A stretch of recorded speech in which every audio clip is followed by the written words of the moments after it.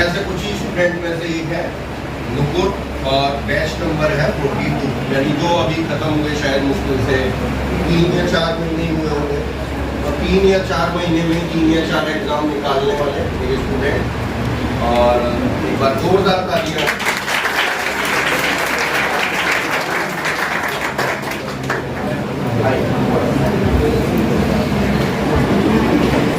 Thank you sir. First time जब देखा था किसी को ऐसे बोलते हुए कि मेरा सिलेक्शन हुआ था ना, वो बहुत प्राउड फीलिंग होती कि हाँ यार किसी एक दिन ना मैं भी यहाँ पे खड़े होके बोलूँगी। मैं फिर आप सबका भी यही चल रहा होगा अभी दिल में कि हाँ मुझे भी यहाँ पे आगे बोलना है। तो जैसे जैसे सर बोलते थे ना, मेरा ये था कि वो जो वो बोल रहे ना मैं हमेशा उससे एक्स्ट्रा करती थी कुछ ना कुछ। अगर सर ने बोला 20 क्वेश्चन से स्टार्ट करना है तो मैंने 50 से किया। सर ने बोला 50 करना है, मैंने 100 किया, क्योंकि मेरे को हमेशा अंदर से ये लगती थी इतना तो यार सब लोग ही कर रहे हैं कि मैंने क्या खास कर दिया। तो हमेशा उससे एक्स्ट्रा किया और हर एक के टीचर के पास जाके ना उनकी क्वालिटीज पिक करी। जैसे आपको हमें ENT पढ़ाती थी रेखा राखी मैम, यस राखी मैम, तो उनसे मैंने फर्स्ट टाइम इंटरेक्शन किया था। तो उन्होंने बोला कि वो यहाँ पे बैठे बैठे जैसे इंटरवल मिलता है क्लास के बीच में 10 मिनट 15 मिनट, तो उस समय वो बैठ के ना यहाँ पे 200-300 क्वेश्चन आराम से निकाल लेती थी। तो उनसे मैंने वो क्वालिटी पिक की कि हाँ यार अगर हम यहाँ पे बैठ के अपने 200-300 क्वेश्चन निकाल लेंगे तो घर पे जाके मैं और कर सकती हूँ। मोहित सर से सीखा कि जो बेटा मैंने बोला सर मुझे ना ट्रैवलिंग में आती हूँ बहुत दूर, GTB नगर से मैं रोज यहाँ पे आती थी सुबह 6:30 बजे घर छोड़ के और यहाँ पे। तो उस बिटवीन लाइक एक 2-2 क्वेश्चन कवर करना सब किया। और सबसे बड़ा मोटिवेशन था जब मेन सर और हेमंत सर ने ना अपनी वो लिस्ट निकली थी, मेरा ये सिलेक्शन हुआ, मेरा वो सिलेक्शन हुआ। तो उस दिन मैंने सोच लिया था कि यार किसी दिन ना मैं भी आके यहाँ पे बोल सकती हूँ कि मैंने UPPSC निकाला, मैंने KGL भी निकाला, मैंने सारे एग्जाम्स निकाले, जितने भी अभी एग्जाम्स में सारे निकाले। सबसे बड़ा डाउन पॉइंट मेरा ये था, सबका होता है, मेरा डाउन पॉइंट ये था कि मेरा नॉर्थ से प्री नहीं निकला था। तो मेरी क्लास में ऑलमोस्ट सबका निकल गया था बट मेरा नहीं निकला था।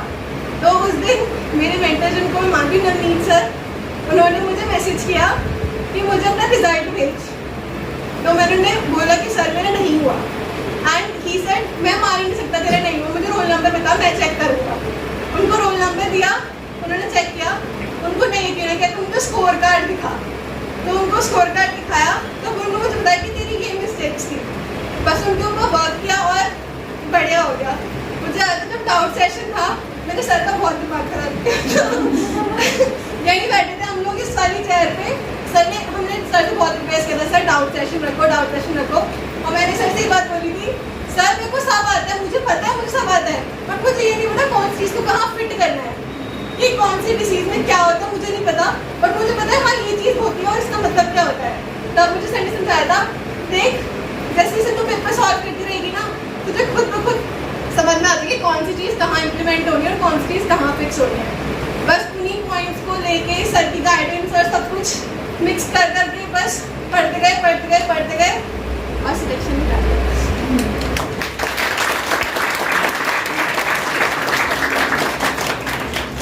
हाँ जी, मिस्टेक्स क्या थी?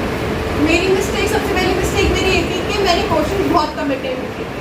मतलब अगर 100 मार्क्स का पेपर था तो मैंने सिर्फ 70 क्वेश्चन अटेम्प्ट किए थे। और मुझे सर ने बोला कि आपको हमेशा 80+ क्वेश्चन अटेम्प्ट करने चाहिए, क्योंकि अगर आप देखोगे ना कैलकुलेट करके कि अगर 4 क्वेश्चन पे 8 मार्क्स कटता है, तो अगर आप मुश्किल से मान लो अगर आप 4 क्वेश्चन करते हो अटेम्प्ट और उसमें से अगर आपके 2 गलत भी हो गए 2 सही भी हो गए तब भी आपका प्लस पॉइंट ही रहेगा। तो इसलिए नेगेटिव की इतनी टेंशन मत लो, बट अगर आपको लग रहा है ना 50-50 भी कि हाँ ये सही है तो उसको अटेम्प्ट कर दो, कभी कभी वो सही भी निकल जाता है। तो मैंने वो चीज़ इम्प्लीमेंट की थी। नॉर्थ सेट के बाद मेरा फर्स्ट एग्जाम जो मैंने दिया था वो था KGMU, फिर मैंने दिया जिपमर, UPPSC दिया था, PMHRC का अप्लाई किया था, फिर उसके बाद मैंने कल्याण वाला उसका पेपर देने नहीं गई, फिर उसके बाद मैंने ISRO का भी दिया था। मैंने जितने भी दिए ना सबसे पहला जो क्लियर हुआ था वो हुआ था मेरा जिपमर, जिसमें मेरी 85 रैंक आई थी। तो मतलब यहाँ पे मैंने हमारे टीचर है यहाँ पे, मुझे नाम तो नहीं याद आ रहा, नाम बताऊंगी, उनसे मैंने कम्पीट किया था कि उन्होंने मुझे बोला चला तो कंपटीशन लगाता है किसका पहले सिलेक्शन होगा। तो उनसे कंपटीशन मतलब आप भी हमेशा ना अपने ग्रुप में ना एक हेल्दी कंपटीशन रखना। मेरी क्लास में भी थी मेरे कॉम्पिटिटर, हम दोनों को पता था हम दोनों कम्पीट करते हैं और एक वो सर थे जिनसे मैं कम्पीट करती थी। जिस दिन मेरा जितमर का रिजल्ट आया था ना और मेरा पोस्टर आया तो मैंने सबको बोला सर आपको हरा दिया।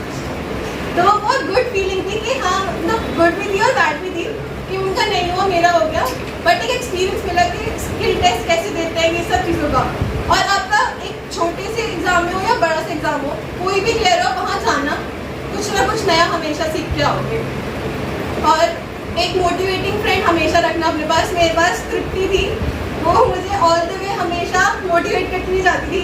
अगर मैं मतलब ऐसे तो मेरे सारे फ्रेंड्स मेट्रो में बात कर रहे थे और मैं और वो मेरी फ्रेंड अगर कभी हम लोग साथ में जाते थे हम लोग बैठ के बस पेपर सॉल्व करते थे।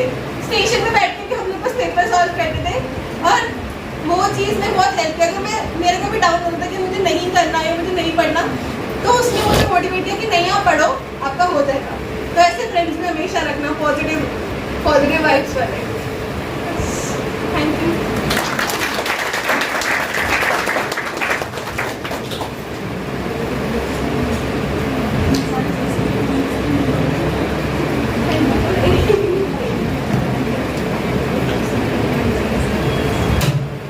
एक टीचर के लिए इससे ज़्यादा प्राउड की बात क्या होगी कि स्टूडेंट एक हेल्दी कंपटीशन टीचर से कर रहा है और टीचर हार गया और स्टूडेंट जीत गया। इससे बड़ी प्राउड की बात नहीं हो सकती टीचर की। एक बहुत बड़ी बात है नुपुर ने बताई, एक नेगेटिव मार्किंग के बारे में बताई उन्होंने। और हम हमेशा बताते हैं, आपके बैच में भी बताया जाएगा कि 100 में से जिसने सारी किताबें पढ़ ली, नोट पढ़ लिए, कोचिंग कर लिया, 6-6, 7-7 घंटे स्टडी पे दे रहा है, फिर भी अगर वो 70 क्वेश्चन करके आ रहा है तो वो फॉल्ट में है। ये फैक्ट है, क्योंकि कंपटीशन बढ़ रहा है। आपको ज़्यादा से ज़्यादा क्वेश्चन अटेम्प्ट करने पड़ेंगे। रिस्क तो 70 के बाद ही शुरू हो रहा है ना, 70 तो सबके सही हो रहा है, तो रिस्क तो 70 के ऊपर सही चालू करना है। तो रिस्क ही नहीं लिया तो फिर कैसे सिलेक्शन होगा? चाहे किसी भी कैटेगरी से आप बिलोंग करते हो, हर कैटेगरी में कंपटीशन है आज के समय में। तो वो चीज़ें हम बताएंगे आपको नेगेटिव मार्किंग के बारे में। इन्होंने बिल्कुल सही बताया कि 4 क्वेश्चन किए हैं, तो इतनी पढ़ाई करने के बाद ऐसा तो नहीं हो सकता कि 4 ही गलत हो जाए, ऐसा हो ही नहीं सकता। तो 2 या 3 सही भी हो गए और 1 या 2 गलत भी हो गए तो आप बराबर रहोगे। नो प्रॉफिट नो लॉस रहेगा या प्रॉफिट ही रहेगा, लॉस के चांसेस तो बहुत कम है। तो ऐसा ही होगा।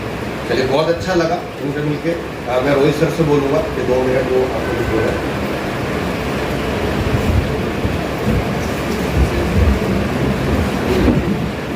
Good afternoon to all. तो बच्चों, किसी भी सेलेक्टेड कैंडिडेट को आपके सामने लाने का हमारा जो पर्पस होता है वो यही होता है कि अगर यहाँ जैसे कोई दूसरा कोई फेमस पर्सन आकर अपनी बातें बताए, सपोज सचिन तेंदुलकर आया और वो बोले कि मैंने अपने जीवन में ये बनाया और इतना अच्छा क्रिकेट खेला और बहुत अच्छा करियर है, तो शायद आप शॉर्ट टर्म के लिए मोटिवेटेड हो जाओगे कि हाँ यार उन्होंने अपनी लाइफ में कुछ किया। लेकिन कहीं ना कहीं आपको ये लगेगा ना कि मैं तो उस चीज से रिलेट ही नहीं करता, तो मेरे लिए क्या बेनिफिशियल। लेकिन जो बच्चा सेलेक्ट होकर यहाँ आ गया स्टेज पे, वो आपके लिए एक्चुअल सेलिब्रिटी है, क्योंकि आपने वो सपना देखा है जो उसने पूरा कर लिया। तो एक्चुअल सेलिब्रिटी वो है आपके लिए। तो हमारा मकसद, हमारा पर्पस यही है कि जब कोई हमारा स्टूडेंट सेलेक्ट हो तो वो हमारे नए जो ड्रीमर हैं उनके सामने आके अपनी स्टोरी बताए कि उसका स्ट्रगल क्या रहा, ताकि आप रिलेट कर पाए कि यार मुझे भी इस तरीके से इस पाथ पे चलना है। क्योंकि सक्सेस होने के तो 2 ही रास्ते ना, पहला तो ठोकर खाओ सीखो, फिर ठोकर खाओ फिर सीखो, फिर ठोकर खाओ फिर सीखो। अगर इस रास्ते को अपनाओगे तो जिंदगी कम पड़ जाएगी लेकिन सफलता नहीं मिलेगी। दूसरा आसान रास्ता है कि जो ऑलरेडी उस रास्ते पे ठोकर खा के सीख चुका है, सफल हो चुका है, उससे जाके पूछ लो उसके एक्सपीरियंस से कि आपने क्या क्या किया, ताकि हम डायरेक्टली वो कर लें, और आपने क्या नहीं किया ताकि हम उस रास्ते पे जाएं। तो इसीलिए हम किसी भी स्टूडेंट जो यहाँ सेलेक्ट होते हैं उनको आपके सामने लाते हैं ताकि आप उनसे सीखो, और जो आपके मन में डाउट हो वो एक्चुअल में वो कैंडिडेट ठीक से बता पाएगा। क्योंकि जो आप स्ट्रगल कर रहे हैं वो स्ट्रगल जस्ट इन्होंने पार किया है। तो अगर आपके मन में कुछ भी आ रहा है कि मुझे ये पूछना है यार, मैं यहाँ स्टक हो रहा हूँ, तो ये चीज मैं पूछूंगा, शायद यहाँ मुझे आंसर मिल जाएगा मेरा। तो अपने मन में कोई भी सवाल हो तो वो सवाल इनसे जरूर पूछिए। क्लियर है बच्चों? बाकी अपनी मेहनत करते रहो, सफलता देर सवेर मिलती है। अगर हम कम मेहनत कर रहे हैं तो थोड़ा समय ज्यादा लगेगा, ज्यादा मेहनत कर रहे हैं तो सफलता जल्दी मिल जाएगी। बस मैटर एक ही चीज करती है, कंसिस्टेंसी। अगर आप लगातार मेहनत कर रहे हो तो डेफिनेटली आज नहीं तो कल आप सफल होंगे। बस कंसिस्टेंसी में कितनी मेहनत आप कर रहे हो डेली की, वो डिपेंड करेगा आपके टाइम ड्यूरेशन। चलिए बच्चों, नुपुर को हम ट्रॉफी देते हैं जिनकी वो हकदार है, और ये ट्रॉफी मैं चाहता हूँ सभी अपोनियंस के घर में। प्रॉमिस करते हो?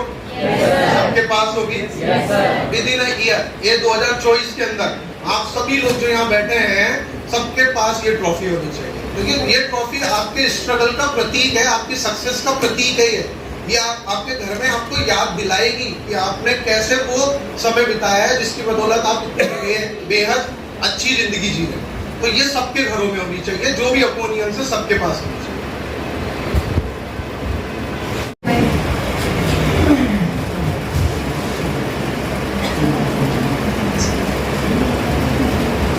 गुड आफ्टरनून सभी बच्चों को।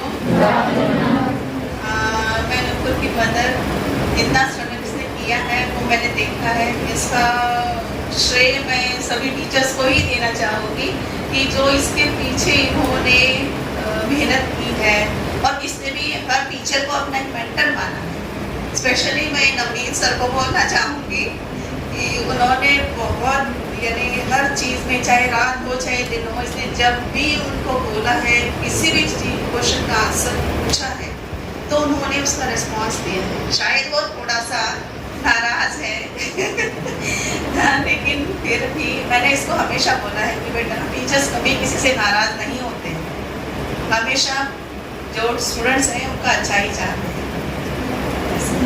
तो आप सभी लोग भी मेहनत करेंगे और अच्छा सक्सेस मिलेगा आपको। मैं यही बस कहना चाहूँगी, आप अपनी मेहनत जारी रखेंगे। एक अपना स्पेशली मैं कहना चाहूँगी, आप लोग फ़ोन से थोड़ा दूर रहें तो ज़्यादा अच्छा होगा। स्पेशली बोलना चाहूँगी, प्लीज़, जितना आपको सिर्फ पढ़ाई के लिए जितना आपको फ़ोन चाहिए है, आप सिर्फ उतना ही यूज़ करेंगे। और क्योंकि हम एक बार अगर फ़ोन को हम यूज़ करते हैं तो हमारे दिमाग में बहुत सारी चीज़ें एक हो जाती कि नहीं ये भी खोल के देख लो, वो भी खोल के देख लो, ये हो जाता है। तो आपको सिर्फ पढ़ाई से रिलेटेड ही फ़ोन को यूज़ करो तो ज़्यादा बेस्ट है बेटा। बस यही मैं कहना चाहूँगी आप लोगों से। Thank you.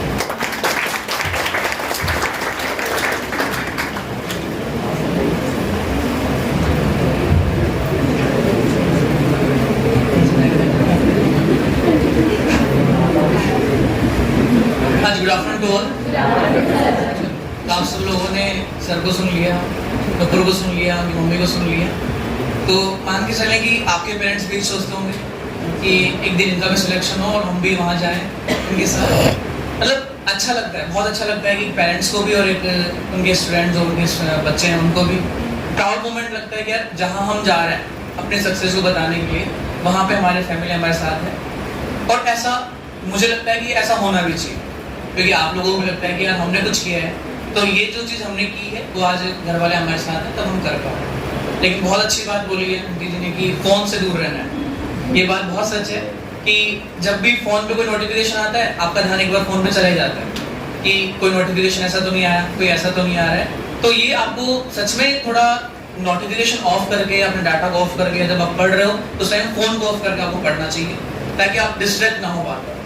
और इस बार इस ईयर में गोल्डन अपॉर्चुनिटी आपके सामने है, क्योंकि अराउंड 10 से 15 हज़ार वैकेंसी जो ये 2-3 महीनों में आ चुकी हैं। ऐसा मुझे नहीं लगता कि कभी पहले हुआ हो कि पहले प्रीवियस ईयर में 2-3 महीनों में 10 से 15 हज़ार वैकेंसी आई होंगी। किसी न किसी वैकेंसी मुझे सिलेक्शन लेना ही है, तो बस नॉर्थ साइड हमारे बहुत ही नज़दीक है।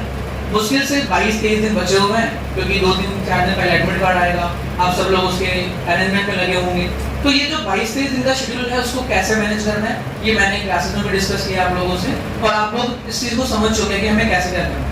तो जो चीज़ आपको बताई जाती है वहीं आपको कंटिन्यू करना है। तो बस आज आपके अच्छे से पढ़ाई को मैनेज करना है, अगले 22-23 दिन तक लगातार उसी तरीके से पढ़ना है, और हो सकता है अगला नंबर आपका इसी नॉर्थ सेट में हो और आप अपने पेरेंट्स को लेकर यहाँ पे आए। बस इसी के साथ थैंक यू टू ऑल। पढ़ते रहें, आगे बढ़ते हैं।